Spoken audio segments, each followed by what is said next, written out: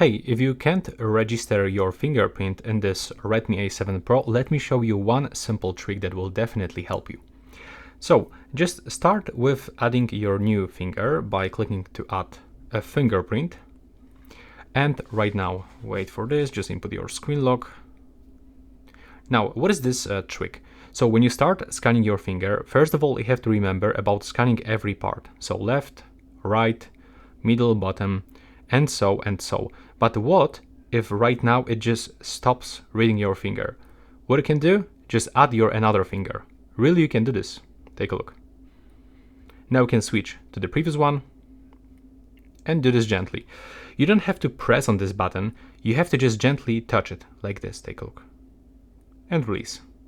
You should feel vibration every time. Keep scanning. And right now, that's finished.